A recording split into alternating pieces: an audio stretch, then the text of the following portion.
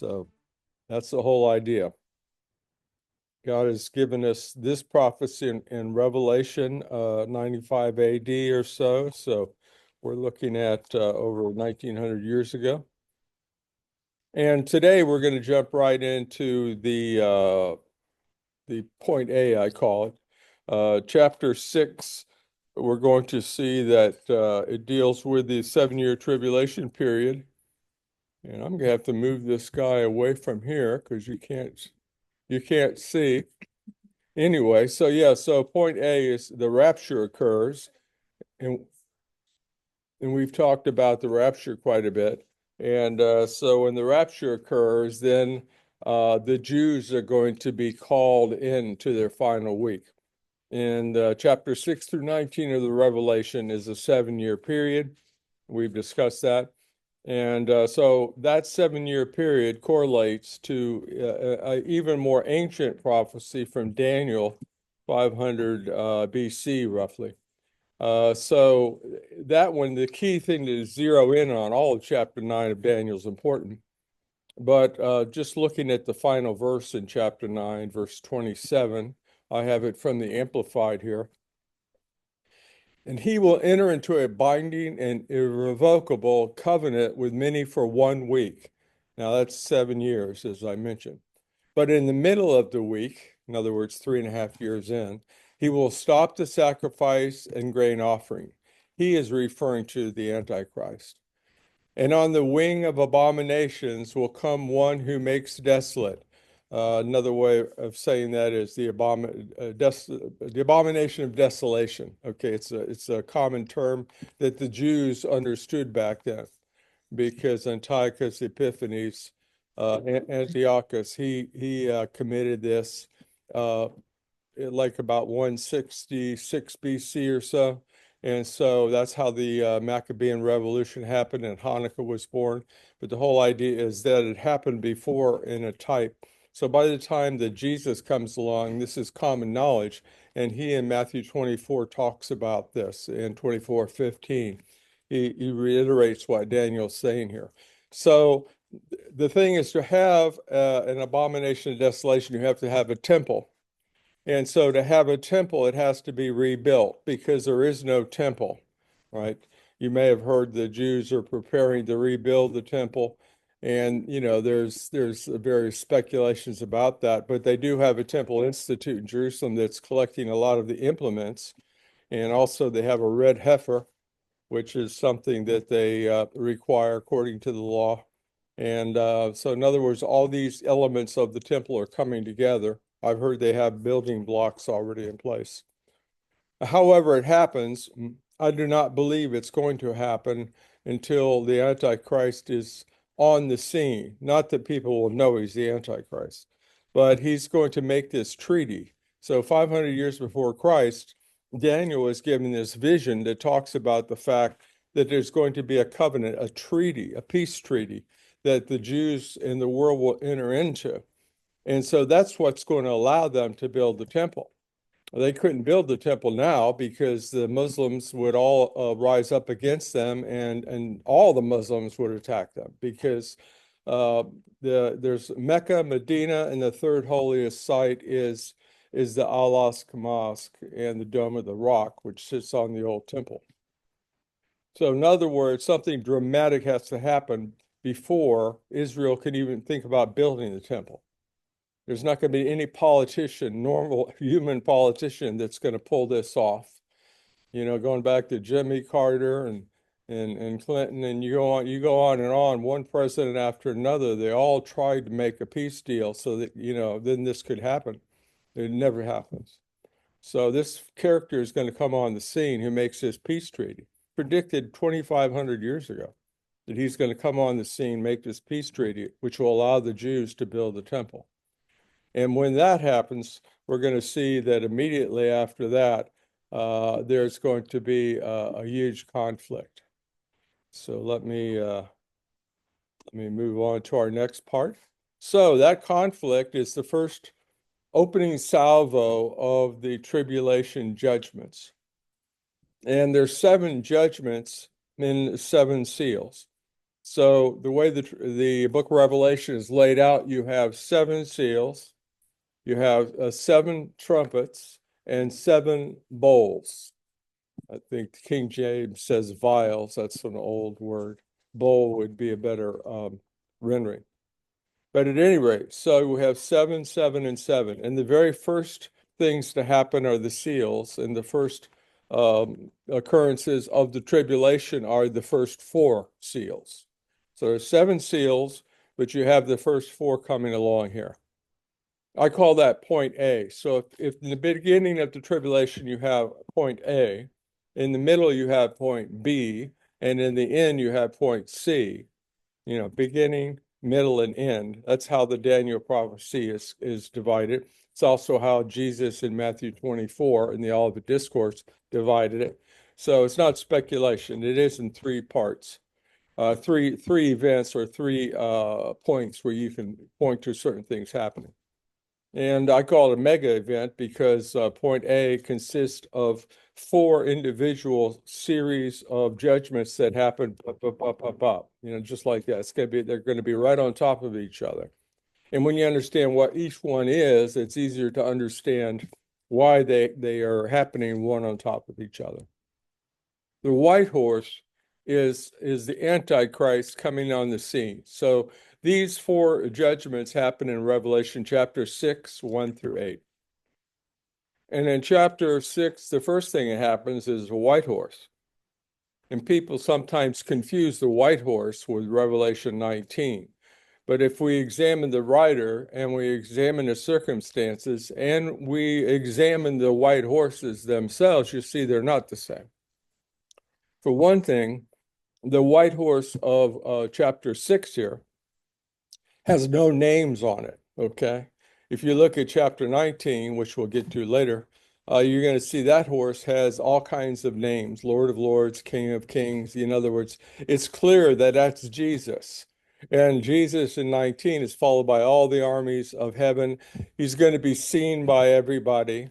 But this fellow comes, like the artist did it injustice there, because this fellow comes with a crown and a bow, but no arrows. I repeat, no arrows. The artist put an arrow up in there, but that's really not correct. I had to get something. That's what they have. So at any rate, what most scholars believe is that he's going to come and be handed power without firing a shot. So it's interesting. Much like Hitler, we'll look into that probably next time or the time after. Same thing. Hitler was given the reins of power in Germany without firing a shot. All the leaders of Germany thought they didn't like him, but they figured Hitler could, reunify them and get them back to power and economic soundness. And so they said, okay, Hitler, have at it. Here, we're going to hand the reins of power over to you. This guy is going to come on the scene. He's going to be brilliant as far as the world is concerned. And the world's going to be in a total mess. And he's going to come on the scene. He's going to make peace in Israel, like I said, so they can rebuild the temple. And at that point, he is going to actually cause the Third World War. I call it Third World War because it, in all aspects, has to be some kind of great war. And the fact that just the secular media is constantly referring to World War III. We've had World War I, we've had World War II. What is the next one? 1, 2, 3, World War III. So it makes sense. The scripture doesn't call it that. I'm calling it that so we can understand the difference between World War III and Armageddon. They're totally different. But World War III is going to be instigated by him because of the reason I mentioned earlier. He's going to make this treaty, and the Muslim world and even Russia is going to say, no, we can't put up with that, and they're going to attack Israel. So as soon as he makes this treaty, the world is against him. I mean, against the treaty itself. And so the red horse comes on the scene immediately. Remember, the horses always follow on top of each other. If you watch a horse race, you never say, here's one, unless there's some real nags. You don't see, this horse a minute later, another a minute. No, it's not like that. They're right on top of each other. Even in the wild, you look at Mustangs out west, they're always on top of each other. So I think that's part of why God is using horses here. The red horse is a rider who has a sword. Of course, universally, a sword represents warfare, military strength, that type of thing. It doesn't today, but until recent modern history, even in World War I, they still had cavalry. They had horse riders, cavalry with swords. They had, they charged with swords. So, modern warfare has only been around about 100 years out of many thousands of years. So God is giving us a symbol here that is indicative of what everyone throughout time would understand as warfare. So the white horse is on the scene. He causes the war because he makes his treaty that many of them are against, especially the Muslims. And then World War III ensues, and World War III is going to be horrendous. And immediately, what will happen and what will ensue is total economic collapse of the world. And then what follows when you have the fallout of war, economic collapse, people can't get food, can't get what they need, then you have death, people die. You can look at Ukraine and Russia and what's going on over there. They've killed 1 million+ people in that nonsensical little war over there. And so, their economy is pretty much in shambles. And the same thing can be seen in other conflicts down through time. Of course, you can think of World War II, where the Allies had just bombed Germany into oblivion, and we had to rebuild them. America's Marshall Plan essentially rebuilt them. But the whole idea is they were in such disarray and they had a totally collapsed system in Germany, and we had to rebuild that from the ground up. A lot of people don't realize we basically saved them and put tremendous amounts of money into Germany. And today it's the powerhouse of Europe, but we Americans did that, and the Allies. Pale horse. Okay, so and it says, death in Hades is going to follow these other horses. And the important part to understand is that the death rider is going to kill. I guess this is probably where they get that figure, the Grim Reaper. Halloween, you see the Grim Reaper symbol, right? That guy has a scythe, like this guy's holding here. And, I think that's where that originated from. So this is an actual biblical figure. And 1/4 of the earth is going to be, the earth's population is going to be killed by the sword. Of course, that's war. Famine, they can't get enough to eat. Pestilence, because you're going to have death everywhere, and that gives rise to pestilence. You can't get any medicines. There's no antibiotics. It's total ruin. And wild beasts. So what happens is, the wild beasts that have been kept at bay for a long time, now there's no barriers to them. They just start coming in on you. So, in other words, this is about as horrible a picture as you can think of. So there are a group of people, Christians, who believe that the church is going through the tribulation, but I don't think they understand this. You can say, "Oh, I want to be a martyr." Yeah, that's one thing. But this is going to be the most horrible time that the world has ever seen. Nothing like it. So some people have theorized that maybe the apocalypse, the revelation, and these things happened in the past. And then I beg you to tell me when 1/4 of the Earth's population was killed in this fashion. Carl has something. So the tribulation starts with the white horse. Right. So where does the 3.5 years come in? The white horse starts the 7 years, which also, of course, encompasses the first 3.5. Okay. So at this point, I believe all these 4 horsemen happened in rapid succession to the point I consider them one thing. In the first 3.5. Not only just in the first 3.5, the very first days of the 7 years. So in other words, I believe, and I think there's good reason for it, that when the church goes up, the rapture, that calls in the Jews. Remember, I had the coin, 2 heads and tails.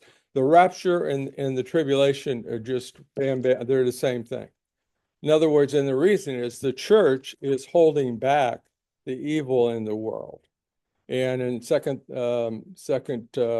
Timothy, no, it's Titus, no, it's Second Timothy 2. It talks about the fact that that the restrainer will be removed, and when the restrainer is removed, the Antichrist comes forth. So I believe that we are the restraining force in the world. So when the church is taken out, there is no restraint. Okay, and I've used the analogy or the object lesson of, look at the United States today. Obviously, it's a whole world, but just look at the United States. Okay, if all the believers in the world were taken out today, this Sunday, we're all gone. All Christians are gone. What would the United States look like? Would there be nonstop crime, murder, rape? You go on and on. Who would stop it?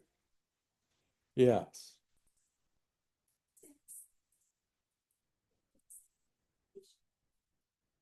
This is my question. In studying since years, I've been asking myself, do we, the Christians, go through the first part of the tribulation, or do we go before it starts? We go at the exact same time it starts. In other words, we are the reason it starts. Because as long as we're here, it can't happen. Remember, John says, resist the devil and he will flee from you. So we are the ones who are resisting evil. Church has always resisted evil. It's not to say that we always win, but in other words, but our admonition from John and the Holy Spirit is that we fight against evil. And so, it's something that we have to do either innately, we just automatically do it, or we purposely are engaged in it. Like someone who has a ministry of exorcism is actively fighting against it, literally. I mean, I've seen videos of where could be a priest or a minister who's gone and exorcised the demon, and you can see that demon all over that person, and you can see the demon leave. So that's actively resisting. But all of us are resisting just by being who we are, just because we are the vessels of the Holy Spirit. And I think of my wife, and when she was, she's retired, but when she was working at the factory, Cellmark, which is a pharmaceutical manufacturing distribution warehouse. Yeah, see, whatever. She's got the fancy words. Nutraceuticals. I don't even know what a ceutical is, but anyway. So when she was working there, she in her desk, she had all kinds of Christian stuff. Everybody in there knew she was a Christian, and she was talking to people about Christian things. It's like, she was a source of light it was a very dark place. So there were some, I think, Christians there of various backgrounds, Catholics or otherwise. But in other words, so I'm just using her, not trying to embarrass her, but I'm very familiar with her case where she was a light in that place. And people said when she left, she said like a light had left the place, So, but I know it's true, but that's true of all of us. Even if you don't necessarily constantly witness to people, just they know you're a Christian. Even if they just know you're a Christian and they watch you, they know you're not like them. So there's different levels of witness. Lifestyle witness is fine. But the thing is that when the church is taken out, and it has to be taken out for the evil to come forth. So as long as the church is here, we will be able to resist the evil that would be the Antichrist and the tribulation powers. And that's another reason we're going to see next week in chapter 7 that 144,000 Jews are anointed to evangelize the world. So why would he be picking Jews because the tribulation is for the Jews. He picks 144,000 Jews, 12,000 from each tribe. Which tribe are you from? If anybody can tell me, I think we're all Gentiles here. If anybody knows which Jewish tribe you're from, please let me know. Of course not. You're not from any Jewish tribe. So these are obviously Jews. They're not Jehovah's Witnesses. Yes, ma'am.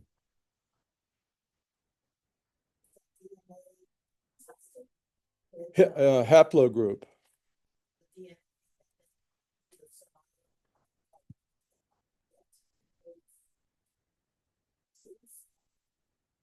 From the Iberian Peninsula to Greece and Italy, Togo, which is Jewish. That's where my background comes in, and it shows even to New York. Nobody knows I was in New York. Born there. Yeah, everybody is really a mix of many things, you know. It's yeah, you know, like I mean, I'm mainly Anglo, but I have Swedish and German and other things. We did a DNA test, so you know, I'm not all British background by any stretch. So, you know, and the same thing with, oh, I'm Hispanic. But if you look, you're probably going to find some of your DNAs come from North Africa. It was mixed in with the Moors, who were Muslims, who came into and tried to conquer Spain. The Moorish influence is very heavy. Like Alhambra and other places are heavily influenced by the North African Muslims. Rose is a Sanchez grandfather with a Z. It's not the real Spanish.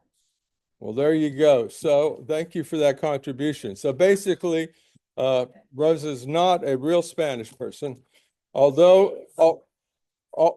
although she probably comes from Hispanic culture and speaks Spanish. Yo hablo español. Tu hablo español. Tu hables español. Yeah, something about Francais, I think. Anyway, so yeah, my Spanish gets me in a lot of trouble. But yeah, I was teaching in Mexico City one time, and I used the wrong words. And the lady from the head of the bank, we're crossing the street, and I didn't like to say what I said, but I said something, and she looked at me in shock. And then my buddy who was with me from the company in Colombia, he said, don't say that." And I said, later on, he told me what I said. It was not good. So you know, my Spanish is I call it dangerous Spanish. It's liable to get me killed sometime. Okay, so anyway, so here we go. What we have here is the four horses, and to continue on, all good comments, is that the four horses are coming right in the beginning. And I believe that the Antichrist, as we're going to see in the scripture, sets up a peace treaty for 7 years, but immediately his enemies are going to come against him. That's the red horse in war, and I believe it's going to be a nuclear war. I'm going to show you why I believe that, but that's not to mitigate the fact that there's divine intervention in that. It's all God ultimately.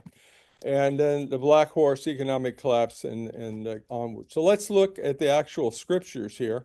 The four horsemen, chapter 6, 1 through 4, the first seal. So remember, there's 7 seals, and Christ is opening these one at a time. Then I watched as the Lamb opened one of the 7 seals, and I heard one of the 4 living creatures say in a thunderous voice, "Come." Actually, in the Greek, it could mean come or go. Usually, it's probably more accurately translated, "Go forth," you know, go on your mission. So I looked and saw a white horse, and its rider held a bow. He was given a crown. By the way, that word crown is Stephanos, which is like the wreath of the Olympic Games. It's a crown that men award to you. In chapter 19, Christ has a diadem. That's a royal crown from royalty. Anyway, so he has a bow but no arrows. And then we see in verse 3, and when the Lamb opened the second seal, that's the red horse, I heard the second living creature say, "Come, go forth." Then another horse went forth, and it was bright red, and its rider was granted permission to take away peace from the earth. What is the opposite of peace? War. And to make men slay one another. And he was given a great sword. We're going to see the red horses, Ezekiel 38 and 39 in a minute, if we get that far. Christ opens the seals, then where your horses come in one. Yeah, Christ ultimately, remember, probably it's been a while back, but in chapter 4 and 5, Christ is, they say, who is worthy? Who is worthy to start this process?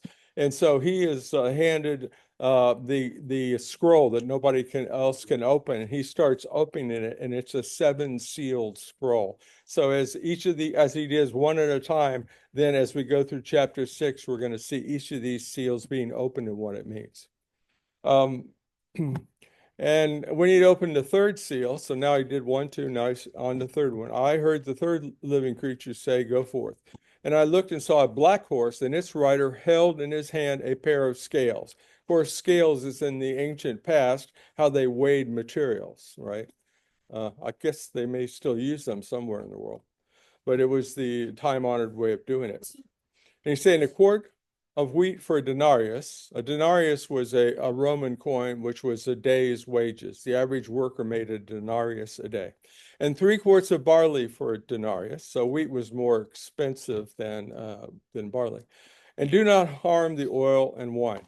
Oil and wine were things that the rich people could always still get. In other words, no matter how bad the economy gets, and we've been through some things over the last decades, the rich people just get richer. I've always heard rich get richer. They're not doing without anything. It's we little people that start doing without. So it's going to be that way. It's always that way. So what we see is that the economic collapse is going to cause people to work all day for basically a loaf of bread. Wheat and barley is what you make bread out of. So they're going to work all day just for a loaf of bread. So that sounds like the Great Depression that we had in the 30s. When the Lamb had opened the fourth seal, I heard the voice of the fourth living creature say, "Come, go forth." Then I looked and saw a pale green horse. In the Greek, it's chloris, where we get chlorine. And chlorine gas is a pale green gas, and it's very poisonous. Its rider's name was Death, and Hades followed close behind, and they were given authority over a fourth of the earth to kill by sword, by famine, by plague, and the beasts of the earth. Remember today, if you Google it, you're going to find there's a population of 8 billion in the world. 1/4 of 8 billion is 2 billion. So the original prophecy in God's wisdom didn't say 2 billion. It said 1/4. He said, okay, you guys do the calculation. Here, I'm going to give you information that will span hundreds, actually almost 2,000 years, and it'll still be valid. That's how smart God is. So we see that the judgments coming down, the seals are the white, red, black, and pale horse. And then we're going to, in the future, when we get to chapter 8, talk about the trumpets. And the cause and effect. I see these first 4 judgments to be the cause. I believe the trumpets are the effect, but we will look into that. So we've gone over the white horse, red horse, and we see the results of those horses.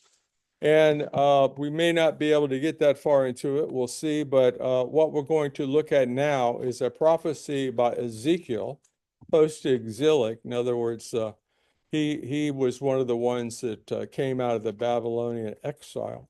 And he was given probably the most definitive prophecy of the end times, except for Zechariah, which we will also be looking at. But Ezekiel was given the prophecy of a great war in the future. And the reason I'm bringing this in, because it explains Revelation. Remember, all the prophecies of the Old Testament to come together in the grand central station of Revelation. Revelation is where all the Old Testament prophecies come together, are fulfilled, and are understood.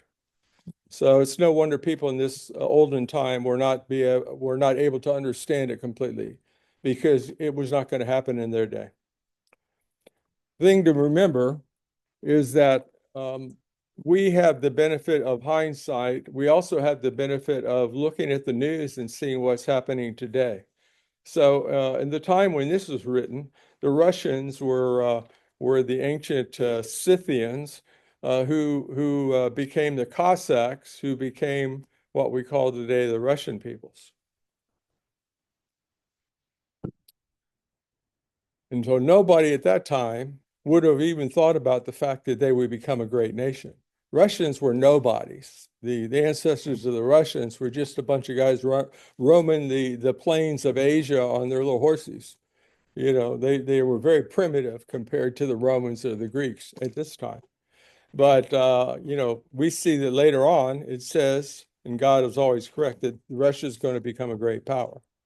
And I think that's indisputable since I watched the Berlin Wall fall, I watched the USSR disintegrate, and in my lifetime, I've watched the Russians under Putin vie to become a great power again.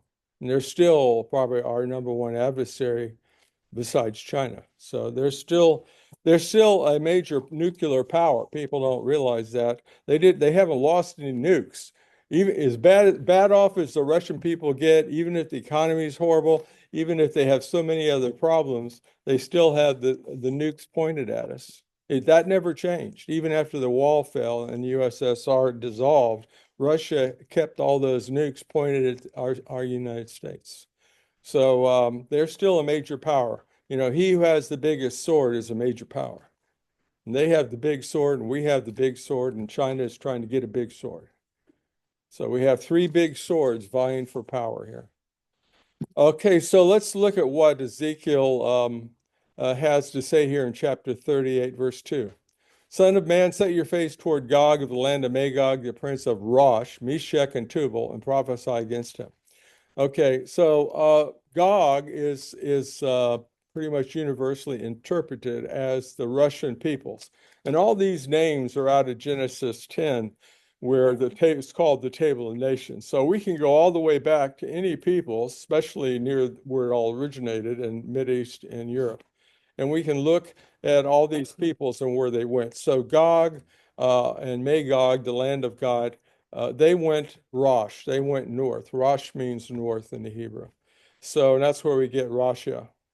Russia is the northern land. Russia means Rosh Ia, land of the north. So they're the most northern peoples straight up from Israel.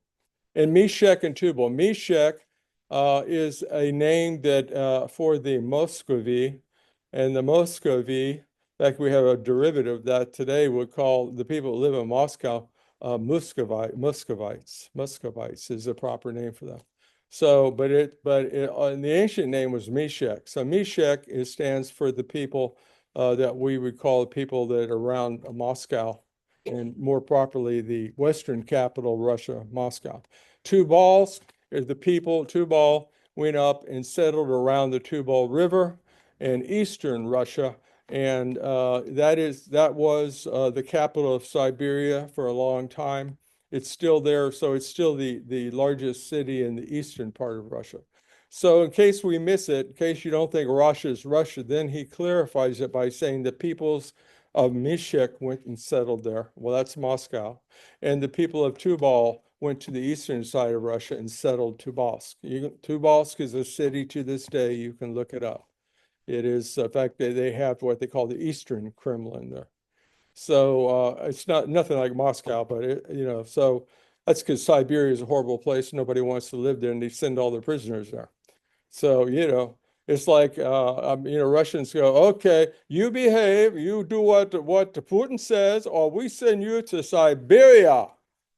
And that's as bad as it gets. Just kill me now. Don't send me to Siberia. You slowly start losing your toes and your fingers. And, I mean, it's actually, that's a horrible way to go. So, but that's what they're still doing, sending prisoners to Siberia. So that defines Russia as in this passage of verse 2, and 5 through 6, the nations with Russia. So Russia at the end of time, and this prophecy starts out about in the last days. The last days, actually, the last days in the Hebrew phrasing, we would say in end of time, or in days, days of the end, however you want to say it. So this is at the very end of time, yet for us to experience. And Russia is going to come down against Israel with Persia, Ethiopia, and Put, and Gomer, and Beth Togarmah, which usually we just say Togarmah. So Persia is what country? Iran. The prince of Persia, when I was young, he was forced out of power by the Khomeini, but his title was the Shah of Iran, and his other title was the Prince of Persia. and they speak Farsi there. Farsi is the language of Persia. So it's clear that this is Iran. So who's in the news almost every day now? Iran. Who's in the news almost every day now? Russia. Let's continue on. Well, how can we be getting close? They're not in the news. Do you even watch the news? Okay. Ethiopia. Ethiopia may seem like a wild card, but Ethiopia would, in these times, and these peoples include Somalia. So, and maybe parts of the Sudan. So Ethiopia was a much larger part. It was called the Upper Egypt. So, in other words, in the days of ancient Egypt, they had peoples there that were called Nubians. And I remember Ten Commandments. The Pharaoh has them bring in the Nubian king and queen, and he and she brings all kinds of great treasures. And the little kid is by the throne and says, "Father, Nubians." That's one of the great scenes there. So the Nubians were a very powerful people, not as powerful as Egypt. Nobody in Africa was as powerful as Egypt, but Nubians were a very powerful people there. And they were from the upper regions of the Nile, the headwaters of the Nile. So today we call that Ethiopia, Sudan, Somalia. And so, in fact, later on, the Nubians, the Ethiopians, if you will, were incorporated into the Egyptian army and were some of the best fighters they had. So, in other words, over time, different people groups kind of mesh and things change. But so let's look at this. Gomer. Gomer would be areas where let me put it this way. Client states of the former USSR that are heavily Muslim. That's about the best way to say it. So Gomer could include parts of the East Bloc, especially the stands, Uzbekistan and all the other stands. And so we can see why they're coming down. They'd be coming down because they're Muslims and they hate Israel. In fact, all of these nations that we see coming with Russia are, if not very, very, very strongly Islamic, they have a large majority or a large constitution of Muslims. So we see Put. Put is Libya. And Put is I think he's the grandson of Noah. And Put settled North Africa. So although we say Libya today, it would actually go all across all of North Africa. So you're better off to say Put equals North Africa, except Egypt. By the way, Egypt is not included in here. They will become players in Armageddon, but not here. So for some reason, they've always been a little bit neutral anyway. They've made peace with Israel, so they're a little bit different than the rest of the Islamic powers. And then we see Beth Togarmah. Togarmah is known as Turkey. Turkey is a member of NATO and has always been our ally, obviously, and they share with us the defense of Europe. And but now with Erdogan over the last years, we see that they are becoming heavily Islamic, and they're actually aggressively against Israel. Never would have happened 10, 20 years ago. Never would have seen that. So isn't that amazing? I mean, prophecy scholars, when I was younger, would never have guessed that Turkey, member of NATO, and kind of would be considered a very modern Islamic, kind of semi-Islamic, modernized state, would then become anti-Israeli. But that's what has happened. So in other words, these things are all coming together very quickly. So they're coming out the remote parts of the north. Well, we're directly north of Israel is only one place, Russia. So they're coming from the remote parts of the north. Russia is the force who's watching over them, a guard, a shield of protection, probably like a nuclear protection, nuclear shield. And all these Islamic countries are coming down with Russia. And it says that after many days you will be summoned. That's another end of time. In the latter years. It says in the latter years. This thing in end times. You will come into the land. The land always refers to Israel. That is restored from the sword, whose inhabitants have been gathered from many nations to the mountains of Israel. Well, since 1948, Jews from all over the world have been taken back into Israel. There's been airlifts, many from Russia, many from Russia. They've come from Ethiopia, where they have the Philistia Jews, and they have Jews from all over the world coming into Israel. And that has only happened since 1948. In all of history, that's a very, very short time. So, and here's the interesting part. It says, in many nations, the mountains of Israel, which have been a continual waste. Mark Twain in 1865 went through Israel. I know that's a little while ago, 150 years, but he took a journey through Israel and he recorded it. I believe it's called an American Abroad, American Abroad, something like that. But anyway, you can look it up. He didn't write that many books. And but he records, day after day going through Israel, I saw no people. It was only rocks and lizards and scorpions. So where's the Palestinian state? There's nobody living there. There never was a Palestinian state. Nobody lived in a place. It was a desert and a deserted desert. You go there now, there's greenery everywhere, fruits, vegetables, Jews have turned the place into a paradise. But 150 years ago, Mark Twain said there was nothing there. So, but it's people who were brought out from the nations and they are living securely, all of them. And it says they'll come there and it'll be unwalled villages. Just for the grin of it, I looked up, I Googled pictures of the security walls around Jerusalem now. And all around Jerusalem and in many parts of Israel, they've built giant walls. And the latest rendition, is that whatever, further edification of the wall is 30 feet. They're 30 feet high all around. So now the Jews have walls all around Israel and Jerusalem particularly. And so this is saying they're going against unwalled. So what happened? Some kind of peace treaty allowed them to take the walls down. That might have happened before the tribulation, but whatever. So that's unique, because if you look today and somebody says, "Oh, there's no walls in Jerusalem," they go, "What you been smoking?" We're over here in Jerusalem. I'm looking at the wall, So yeah, they're still there. So just to say that the people are going to be dwelling securely without walls, and they're going to be abundant in cattle and goods. In other words, in the riches of our time. So next time we're going to continue on and finish 38 and 39. And after that, hopefully we'll get to chapter 7. I know it's taken a while to get through this, but this is very foundational to the interpretation of the book. All right, honey, would you?